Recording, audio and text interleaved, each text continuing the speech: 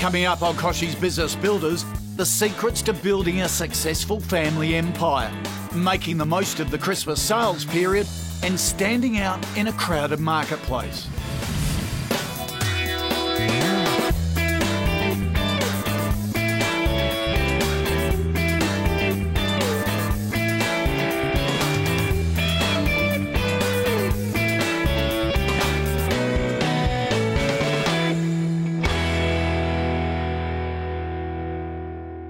Hello, welcome back to Kochie's Business Builders. A little later, some terrific tips on how to maximise the pre-Christmas sales season, and Val Quinn has another tech tip for you. But in the meantime, news you can use. And would you believe the Australian workforce is getting more productive? Even so, they're still wasting $87 billion worth of time each year on things like unnecessary meetings, unimportant emails and social media. So who's to blame? Would you believe it's 5% of the workforce accounts for 20% of the wasted time? The good news is, though, 4 out of 5 Australian workers are really serious about being more productive. Now, a staggering 70% of Australian businesses are privately owned, family businesses, and they employ half of the private workforce. But it's rare for a family business to go into a second or even a third generation. So what are the secrets to turning a family business into a family empire? Let's take a look. Pippa Hallis is the Chief Executive of Ella Bache, a leading skincare brand in Australia and one of the oldest family-owned businesses in the country. I sent family business expert Philippa Taylor round to hear the secrets to their success. Pippa, contrary to common belief, family businesses have on average a 30% better return on investment. Why do you think that is? First and foremost, especially in this market, family businesses can be really nimble. They don't have, shareholders to answer to. I think, we can make decisions really quickly. We can take ideas to market really quickly. Secondly is around values. I think, family businesses are quite often people-led businesses, and that's what their greatest asset. So, taking the values of the family and extending that through, your employees, your staff, making sure they're engaged and aligned with them, right down to your customers and your clients. I think, that can't be underestimated. And governance-wise, how do you make decisions as a family? How do you actually control your business from a governance point of view? Do you have a board? One of the first things we did when I stepped up into the role of CEO was to set a board.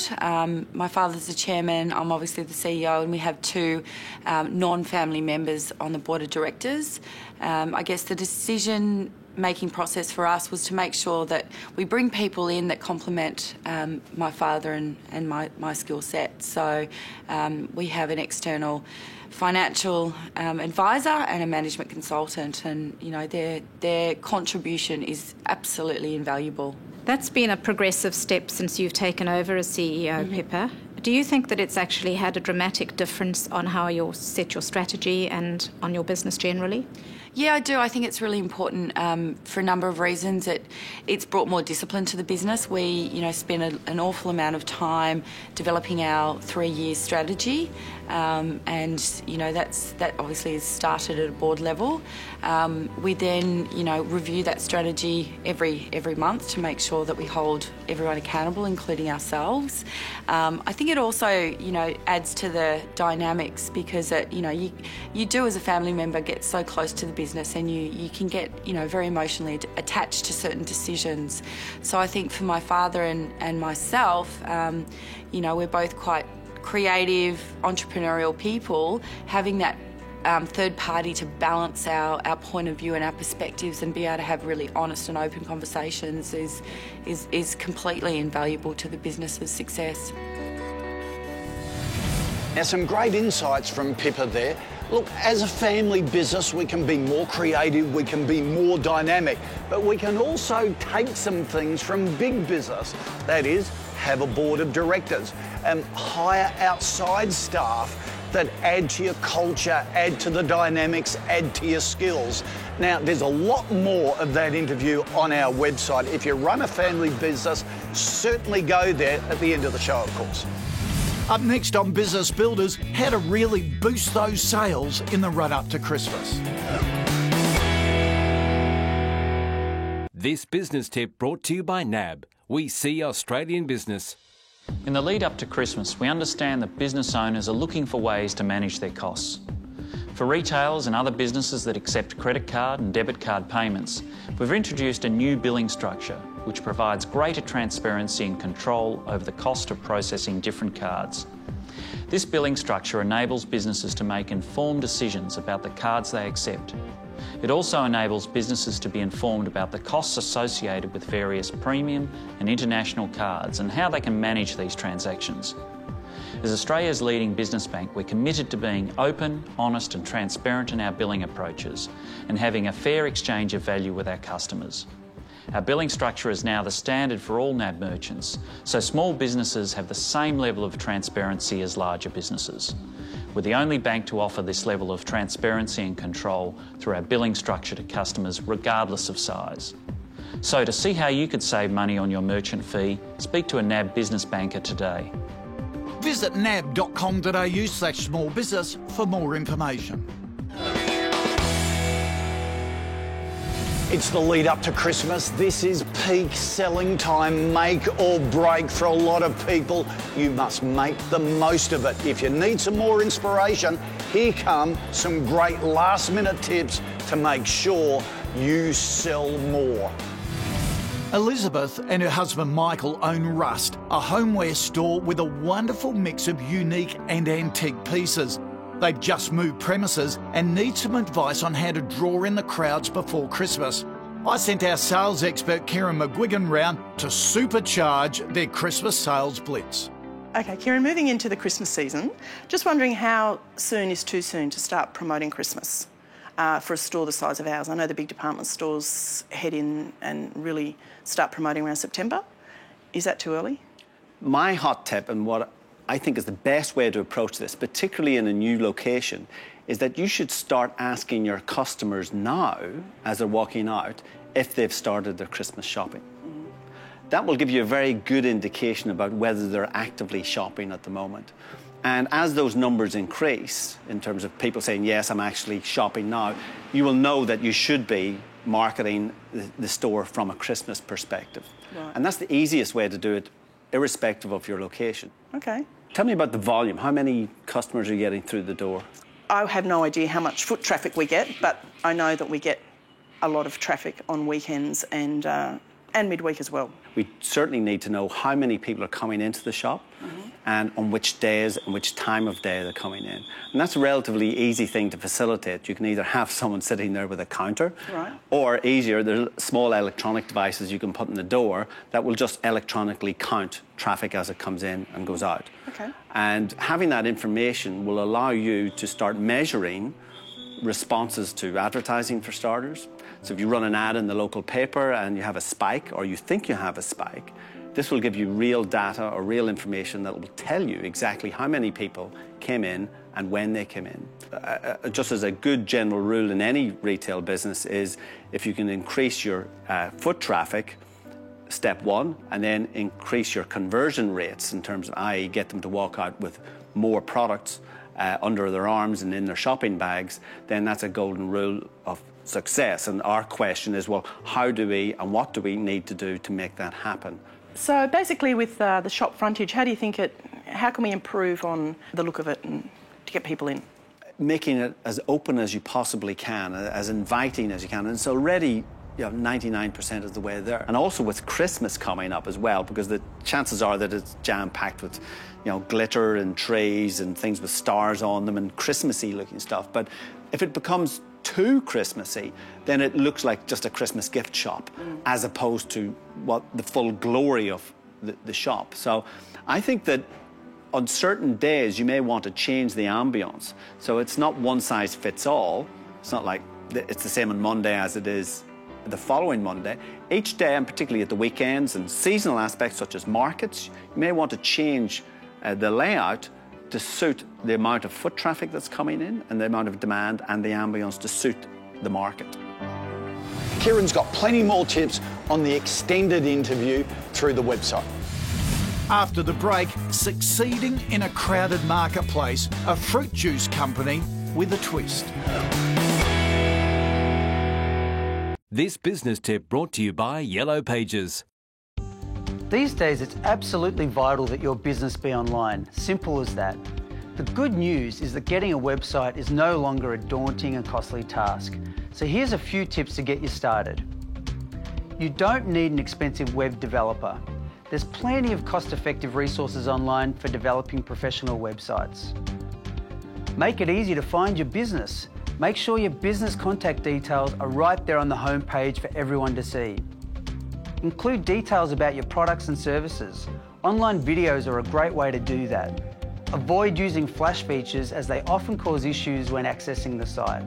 Make sure your site is search engine friendly by adding relevant images and keywords that customers use when they look for your business. Always measure your return on investment by keeping track of the visitors that come to your site. For a simple all-in-one solution for getting your business online without any fuss, check out Yellow Pages SiteSmart. Head over to www.ypsitesmart.com.au for more information. Barriers to entry for any new business can be tough, but when you're tackling a highly competitive market dominated by big guys, the task is just that much more difficult. So how do you carve a niche out for yourself? How do you build success? Well, our next guests have done just that. Our entrepreneur in the spotlight this week is Emma and Tom's Fruit Juices. After 25 years of being mates, Emma Welsh and Tom Griffith saw a gap in a very crowded market for whole fruit smoothies in Australia. They took the plunge in 2004, and Emma and Tom's juices are now stocked in the top 2,000 cafes and delis around the country. Of all the products that you could go into, why fruit juice? It sounds so competitive and dominated by big players. And you're quite right, and we saw the whole of the market at the opening that no one was doing a juice made from whole fruit that was flash pasteurised, cold filled, and therefore had all the nutrition and fibre of the actual real fruit. So that was our angle, and we surveyed 400 different cafes in Melbourne and Sydney, and they were all keen for the idea. So we got to the point of no return in our sort of planning and said, look, we'll go for it. Tom, I'm fascinated why you do your own in-house distribution. You hire your own salespeople, a bit like Coca-Cola. Usually small groups would sub that out to a wholesaler. Yes, look, you're quite right. And we started by subbing out to distributors, and despite still using those distributors and having a great relationship with them, we really felt after a number of years we had to take control ourselves, and we've really learnt the more you do yourself, the better you do, because you have the love. And you know, we will come to all these customers in excess of 2,000 once a week, every week. So we also have a very strong relationship with that customer, and there's, I suppose, the provision of a superior service with a superior product. So, Emma, is that a secret to the success, keeping in close contact regularly with your customers? Being close to our customers is really important, so the retailers, and also making what is a tricky product, dealing with fresh products is not easy, and we have to make it as easy as possible for them. The juices that they sell out of their fridge are not necessarily top of mind for them, and we have to make it as easy as possible for them to have a fresh product in their fridges. Tom, you've got some really big retailers on board, the Thomas Ducks and the like. How did you get your foot in the door there? By having a fantastic platform of high-end independent accounts like Reliable Fruit here at the market, where you build your brand, they see you in these stores, they see you can be reliable to them, and then you start knocking on doors and badgering them and getting in, and once again then servicing them week in, week out with a great product, so they back you, and in doing so you slowly increase your ranging and your presence. All right, with our entrepreneur segment, we always ask for the 3 tips you'd give somebody else in business, that the 3 secrets to your success that we can all learn from. What do you reckon? Persistence, as always.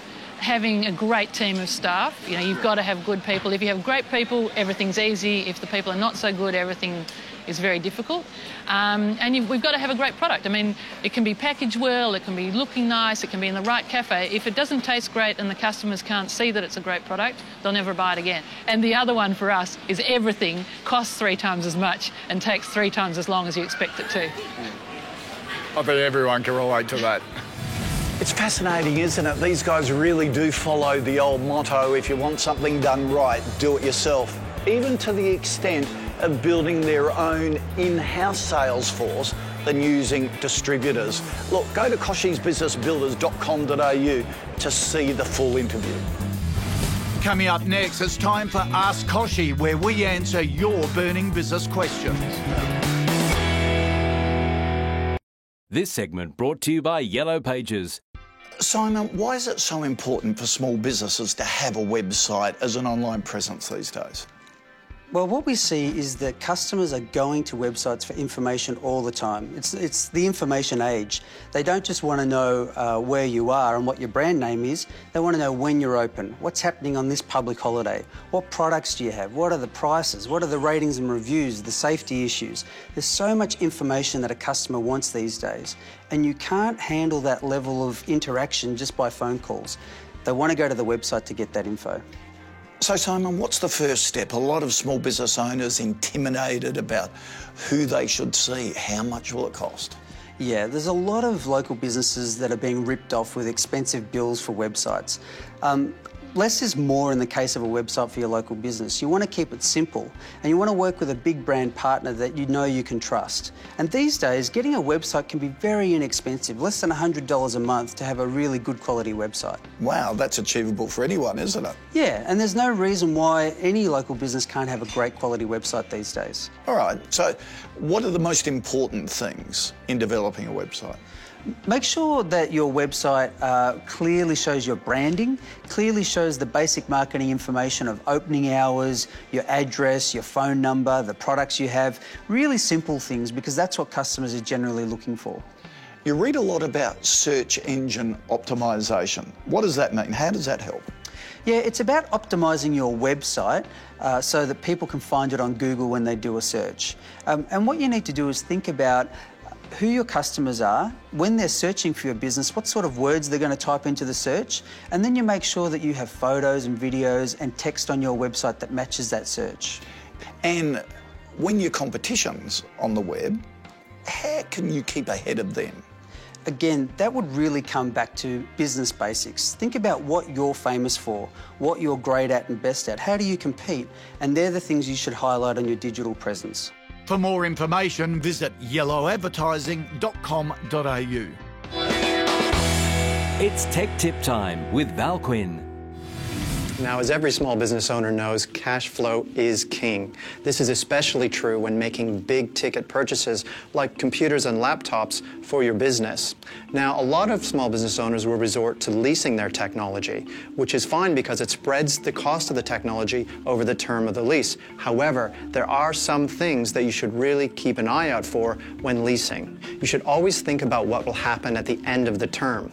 A lot of technology leasing companies expect that you return the goods in a similar condition to when you originally received it. Now, this isn't so great if you're leasing portable products like laptops and mobile phones because they're easy to damage. You'll be responsible for the repairs, and this could add significantly to the cost of your lease. A second thing to think about is the data on your machines when you have to return them. If you've leased a lot of systems, it may take you quite a bit of time to copy the information off and to erase the personal and company information that you definitely don't want to go back. Now, there are times when buying the technology outright might be a better option, but first you should sit down with your accountant and discuss which is the best option for your business. Welcome back to the program. Now it's time to tackle some of your questions that we received through the website, Facebook, Twitter. Keep them coming. We love getting them. Tammy says, I'm looking at starting a formal wear shop and want to know whether it's a good idea to find an investor, and if so, how do I find one?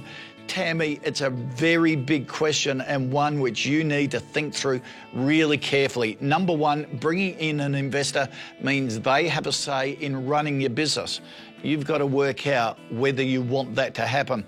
Secondly, ask yourself why you want an investor. Do you want their money or do you want their expertise? Now, if it's money, you've got to weigh up handing over control for cash coming in, or whether it's better to keep control and maybe get a line of credit through your local financial institution. If it's for expertise, then that's a totally different matter. And maybe start looking through local business associations or chambers of commerce to see if you can come across a business person that is a good fit with your personality and brings in good skills. Also, Tony says, I work from home selling baked goods at the local markets, get great feedback, but have no idea how to take the next step. Can you provide me any direction? Certainly can, Tony. Go to your local business enterprise centre.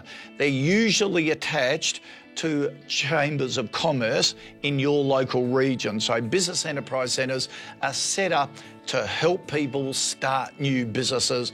That should be your very first step. Keep the questions coming and we'll get through as many as we can. And don't forget, KBB has an iPad app which gives you unique content that's designed specifically to push profits into your business. Go to the iTunes store and download it now. It is certainly well worth the money. We'll catch you next week.